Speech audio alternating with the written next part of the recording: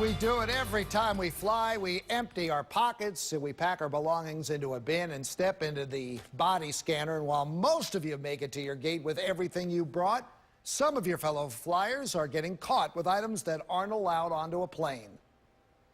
Well, you'd think travelers would be well aware that knives, fake guns, and blades aren't going to go over well with airport security. But more than a decade after the September 11th attacks, TSA workers are still stopping record numbers of people right here at BWI from boarding flights with weapons.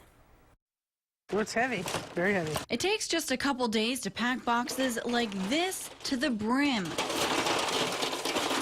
More than 20 pounds of knives. There's a butterfly knife. Blades, even brass knuckles. Some jurisdictions, that's an illegal weapon. If this is detected in your checked baggage, you can be arrested. Weapons all shapes and sizes attempted to be carried on at BWI. Not going to be tenderizing meat on an airplane. Here it is more than a dozen years after 9/11, and you think that people would know by now that these sorts of things are not really to be in the cabin of an airplane. Lisa Farbstein works for the Transportation Security Administration. She says many times the weapons are becoming smaller, more packable.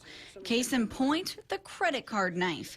TSA agents across the country stopped 80 of these in 1 week alone from making it past checkpoints.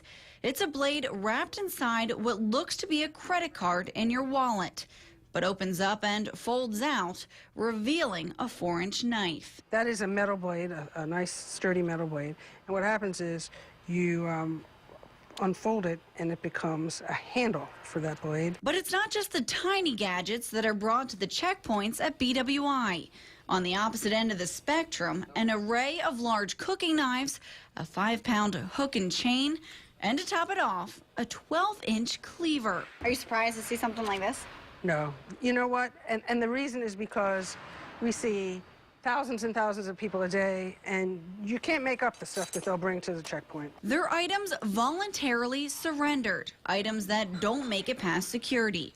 Travelers can either put them in checked baggage, take them to their vehicle, pass them off to non-traveling companions, or hand them over to TSA. We just, again, are mystified as to how they forget that they have it with them, which is their #1 excuse. Farbstein says they're packing about 3 boxes full every week. And if we keep up at this pace, we're going to set yet another record, and that's a record we don't want to set. She says they're seeing a spike in firearms found in TSA checkpoints across the country.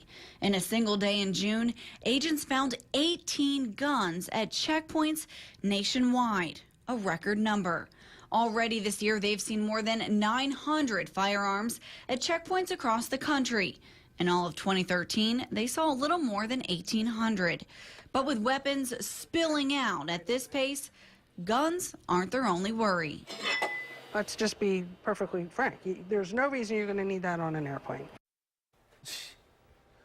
Get out of here. What do you need a blade from a blender for? Exactly. I was shocked to see so many things like that, but they weren't surprised at all to see these things, you know? So it's... Well, with all the security, it comes at a cost, right? It does. It sure does. And when you buy a plane ticket, there's a security fee that you pay when you buy these tickets. That cost for those fees, it's going up. They expect this to continue to rise over the next decade. Now, starting July 21st, the TSA will increase passenger security fees by more than double. The fees will also no longer be capped. And if your layover is more than 4 hours on a domestic flight or 12 hours for international flights, that counts as a second leg of the flight, and you'll be charged an additional fee. All right, let me ask you this. Not everything that winds up in the TSA's hands is a weapon, right? So what do they do with the rest of the stuff? So what happens, I mean, everything that we saw here, they actually ship it down to Virginia, and they sell it in a warehouse at a discounted price. So it's actually pretty interesting what they do with this stuff. The BWI store. Yeah. All right, all the laptops and everything. Gone. I'm not sure about the laptops. I know that the tools, the weapons, everything that we saw gets shipped down there. So. All right, the BWI store. All right. And again, just today, the Department of Homeland Security addressed growing concerns about potential terror attacks on planes bound for the United States. And officials say no specific plot has been identified, but the danger is real. Security must be on the lookout to catch a new generation of bombs now under development by terrorists in Syria. They're trying to find bombs that they believe can circumvent security to get on aircraft. to bring down aircraft. A lot of what they're going to be doing is driven by intelligence and information about a particular type of phone, a particular type of shoe. It's very likely that the lines will get longer. Well, passengers flying into the United States from other countries could face even tighter security at airports starting this month.